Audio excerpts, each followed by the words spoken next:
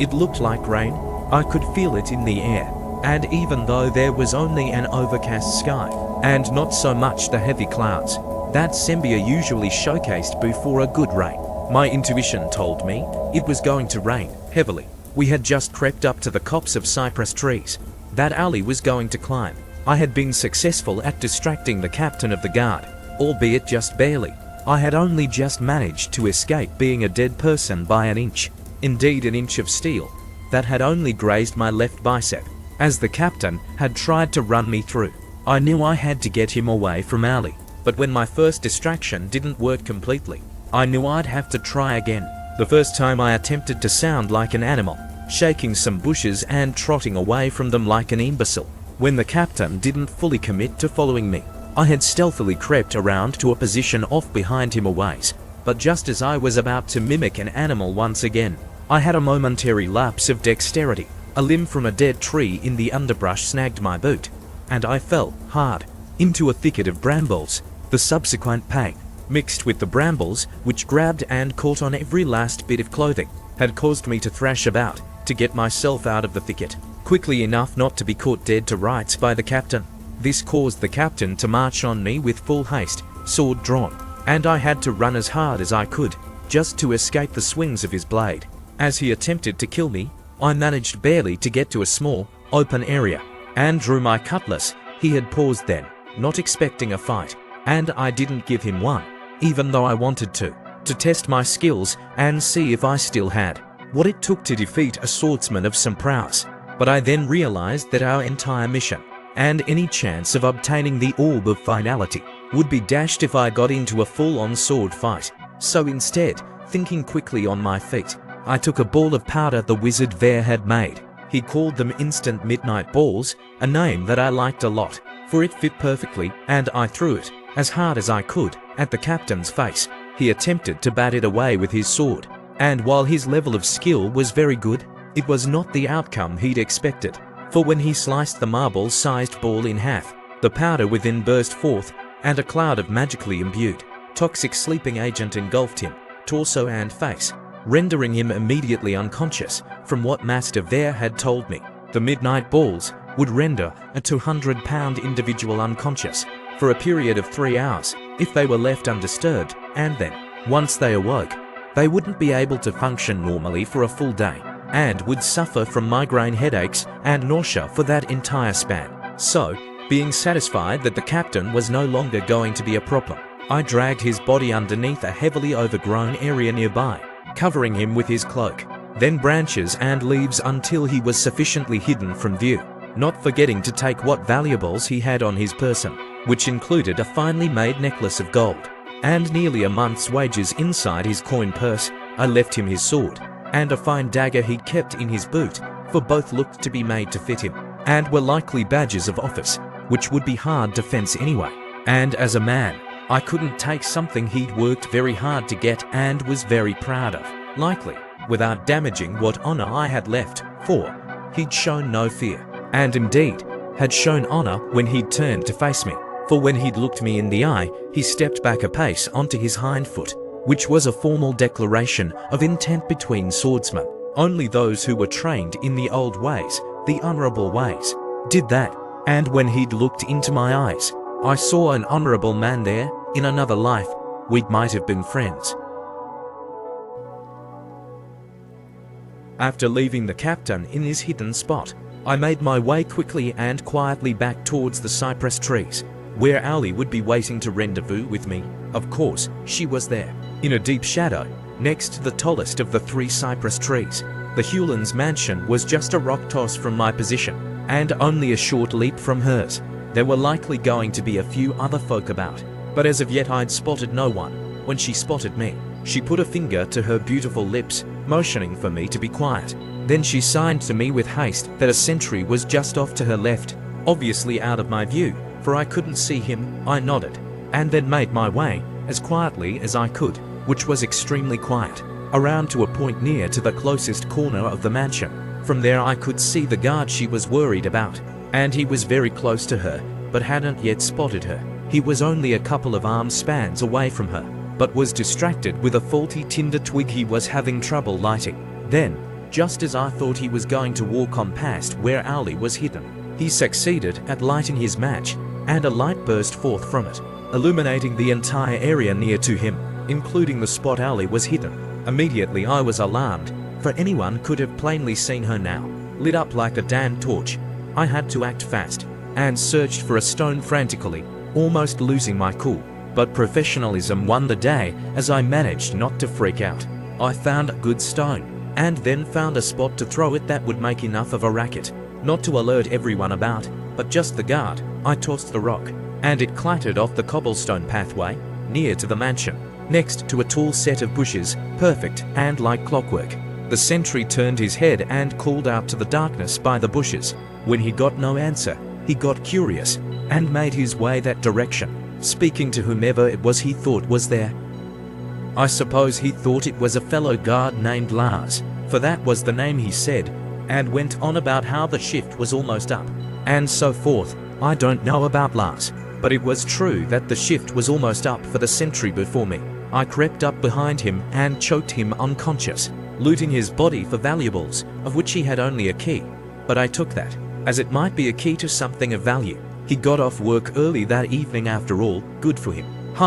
I hid his body behind the bushes there, and decided to sacrifice another midnight ball, to keep him unconscious for longer. I then made my way to a spot where I was still hidden from view, but could see OWLIE. But she was already up the cypress, and had leapt across to the mansion's second-floor balcony. I smiled, for she was truly amazing. Then I let out a short whistle, one which she would recognize as an all clear, and shortly thereafter I heard one in return. Now, my first task was accomplished. When we'd laid out the tasks, mine were the most cut and dry. Task 1. Make sure OWLIE gets inside the mansion without issue. Task 2. Find another way into the mansion, by whatever means, disguise, another entrance, what have you. Task 3. Find the orb, or find OWLIE, then find the orb, whichever came first. So, without delay I sneaked off into the shadows once again, and went in search of another way into the mansion.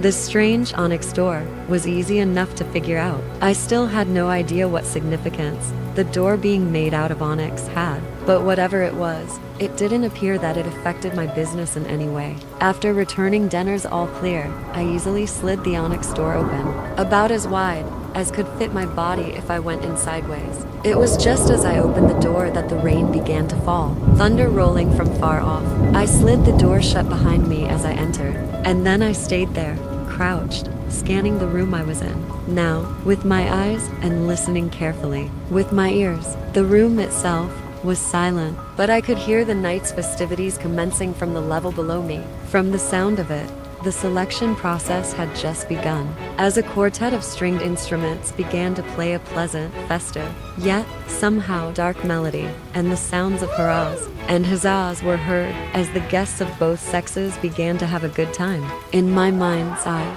I could envision the drunken and otherwise intoxicated group downstairs, half-naked women, or some without any clothing at all, jiggling and bouncing as their breasts and rumps swayed, this way and that. In their attempts to catch the golden rings, the men were tossing at them. The men, with their pompousness, richly dressed, chortling with masculine glee as they tossed their rings, laughing at the comical display, but no doubt, swelling behind their codpieces as they ogled the women. Cheers resounded as the first round came to a close, and I imagined a crying woman running from the room, embarrassed and dejected, having spent all that time and all that effort just to fail at the moment of truth. Meanwhile, the winner of that round, likely a young, ripe, sexually charged lass, for those types were the ones the men favored, congratulating herself on her win, was being led, no doubt, to the winner's lounge to be catered to while she awaited the rest of the guests as the competition resumed.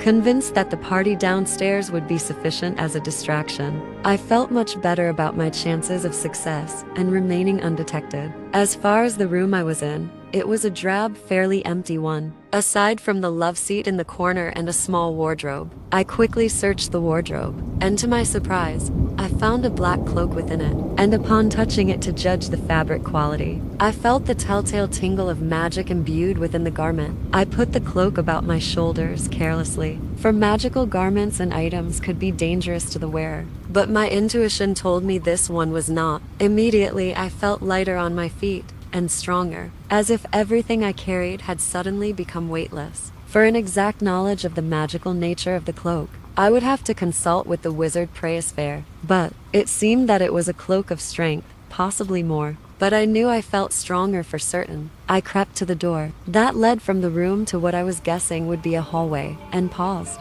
I put my ear to the door and listened. Aside from the latent noise coming up from the festivities downstairs, I heard nothing. So I crept out into the hallway and began my methodical search of the rooms connected to it. Starting with the first room on the right, I checked the door. No noise from within, so I entered, closing the door behind me. What I saw then was this. I was in a sort of sitting room, the design of which was decidedly dark, almost unnerving. In the center of the room was a table, with 2 chairs, one on each side. In the center of the table was a large tome, sat open. A large window sat in the wall behind it, showing the gardens outside, flashes of lightning periodically lighting the vista beyond, raindrops splashing against it. On my right were some decidedly ghoulish paintings, depicting various shadowy specters floating or flying about draconian scenery. On my left was a slender door, leading into the next room, and 2 alcoves just before it, one with a statue of an owl, also dark and menacing looking. The other alcove held a wooden box, with a lock upon its front, keeping the contents within secure. The floor was made of slatted wood, and there were inscriptions carved into it on certain areas, the language of which I was uncertain. It looked almost elvish, maybe dwarven, in origin, to me, but I was no linguist. I felt oddly uneasy when I tried to read the inscriptions, as if the writing held some kind of a natural power to it. I immediately didn't like the room, and my body seemed to dislike it as well, for I felt a bit nauseous, and even slightly dizzy. I wasn't sure if it was due to the script on the floor or something else, but my dizziness didn't seem to be going away, so I figured I would try, and search the room as quickly as I could, then get out of there. The most obvious place to start was the box, so I quickly crept across the room to the alcoves, ignoring the owl for now, and examined the box closely. Now that I was up close, I saw that the box was macabre in design, skulls and designs of a skeletal nature, depicting bones, in fact. Possibly they were indeed the actual bones of some kind of marsupial creature. They were part of the box frame. There was a small lock on the front, and I fought the urge to pick the lock right then. I knew better. I had to make certain the box was safe. My dizziness was slowly getting worse, and I now had a splitting headache, and I knew then that something in the room was causing it, for certain. Against my better judgment, I decided to stay in the room and use a scroll to determine if the box was safe to try and open, or even touch. Producing a spell scroll from my pack, I, as quickly as I could, unrolled it and read the incantation upon it, written in the arcane script of Master Vare, as he had shown me how to read his own personal writings. I prayed to Tamora for luck in the recitation, and she seemed to favor me, for the scroll turned to dust with a poof, and I immediately saw the effects of the spell of true sight I had just cast. Immediately, the first thing I saw was the box lighting up like the Sons of Toriel, mainly the lock, but the bones and a small skull in the middle just above the lock all glowed a bright red, indicating they were imbued with harmful magic. I then looked around the room, and to my surprise I saw that nearly everything in the room was enchanted, with one form of magical energy or another. The portraits on the wall glowed lavender in my vision, telling me that they were full of protective magic,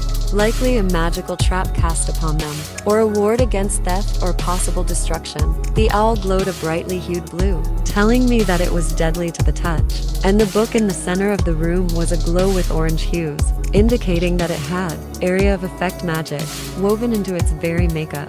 That meant it was likely the cause of my dizziness. I decided then and there that the box was likely where the orb was hidden, and the book was meant to keep people out, and that the solution to this was far beyond my abilities to decipher. I knew I couldn't grab the box, not only because of the harmful, possibly deadly wards cast upon it, but also since, if the orb of finality was within it, then my thoughts would, likely, cause the doom of existence, at least my own. I had to find Denner, and go back to the mage and tell him what I'd discovered. This was a very unfortunate turn of events. Even with the bag and tongs that Master Vare gave to Denner, we still wouldn't be able to get it, for the box it was in was far past our abilities, and we couldn't even begin to try, for the magic on the box would likely kill us. Frustrated, and knowing I had little choice in the matter, I left everything in the room as it was, taking a glance at the book on my way back out, which made me nearly faint with vertigo upon nearing it. I then made haste, and went to exit back into the hall. To my surprise, the door I'd come in was locked. I examined it, my head beginning to ache even worse, and I felt as if I was going to lose my stomach contents. I didn't have time to pick the lock, and I didn't want to kick the door open and risk being set upon by the Hulerns' men. So, I made my way to the other door, the slender one I'd noticed when I'd come in, and seeing as there were no traps or wards on the door, I went through. I found myself in another hallway. Now, this one, dark, and rather ominous in appearance. The first thing I noticed is there was no apparent access to this hallway from the previous hallway I was in prior. That meant the only way to this hallway was through the room with the orb in a box. I was not sure if I should continue the direction I was going. I could no longer hear the festivities downstairs, and I don't know why that made me uneasy, but it did.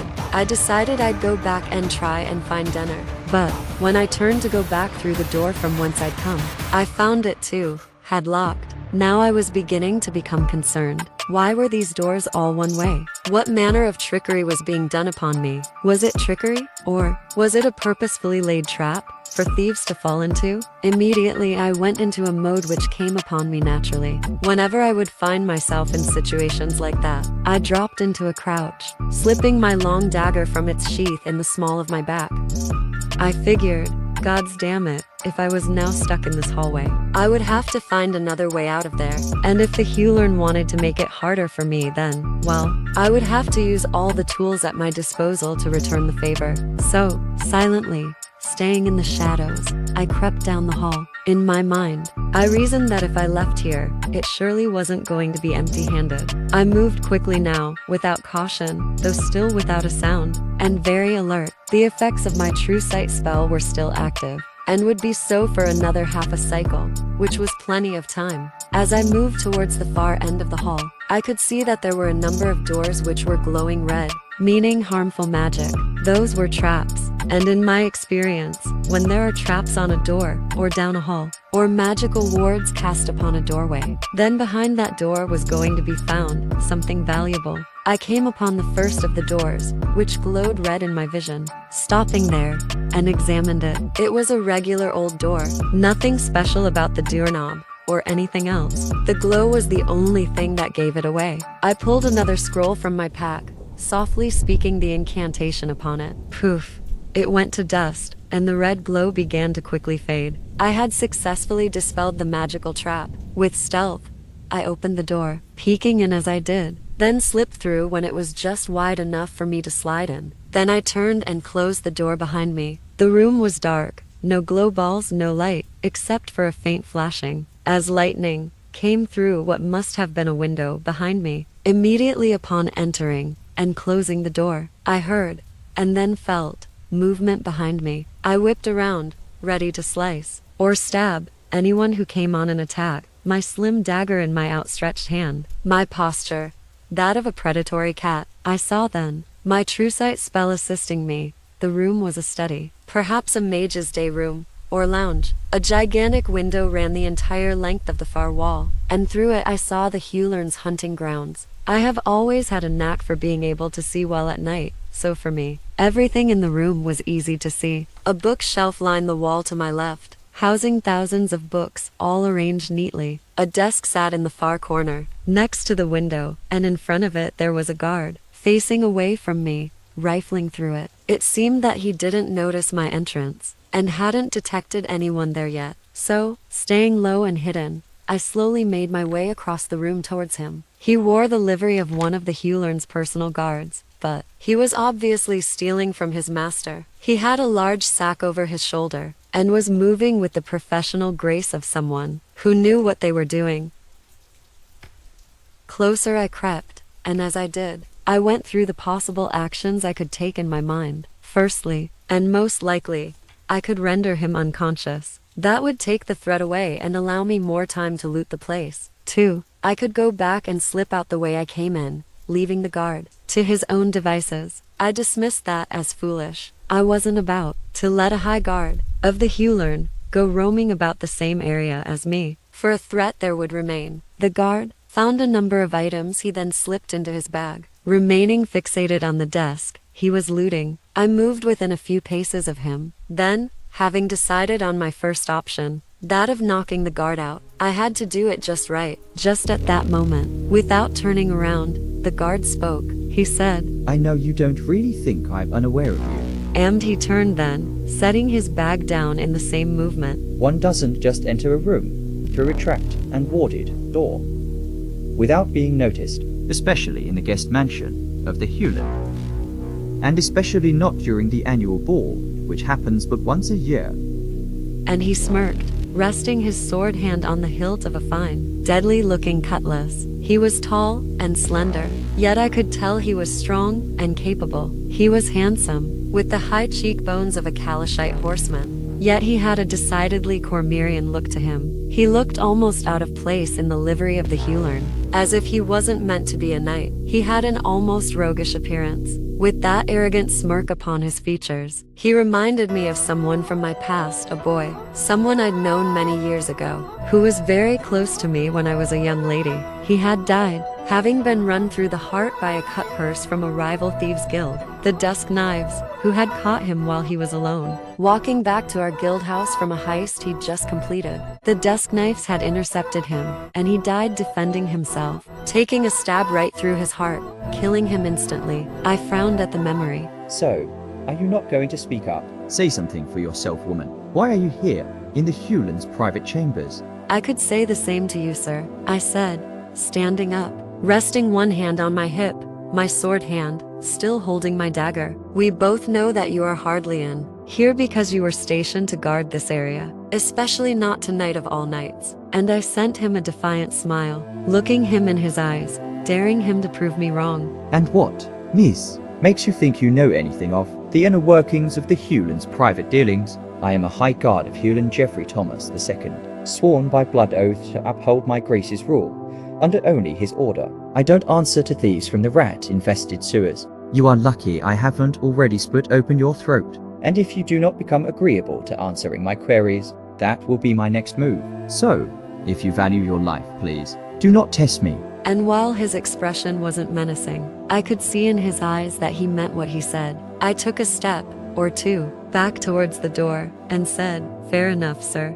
I will ask you to answer one question, if you do not mind." "Out of curiosity, I will permit it." And he moved towards me slowly, stopping a few paces from his previous position, hands still on the hilt of his sword. I knew this game. It was called cat and mouse, and in this instance, I was definitely the mouse. There was something decidedly alluring and intriguing about this man, and he exuded an air of power in his movements even if he was a thief. He was very intimidating. I took a breath then said, "You really just have to ask yourself, sir, do you really feel like becoming not alive?" I paused, for his eyebrows raised up, and he developed a look of surprise on his visage. After a moment, I continued, "For that is what will happen, sir, should you continue down this path. You know, it's very simple. All you have to do is let me go. It's an action that doesn't even require you to do anything at all. Just look the other way, for, I promise you, if you do not, and decide to attempt to apprehend me, that you will be making a mistake, for I will kill you." "Ha! Now, I know you are not in your right mind. You really think you, a simple girl, could best me in combat? That's a laugh. Yet, down this chasm of regret we fall. And though it will pain me greatly to take the life of one so fetching and interesting as you are, miss, I am afraid my duty prevents me from any other course. And with that, he drew his sword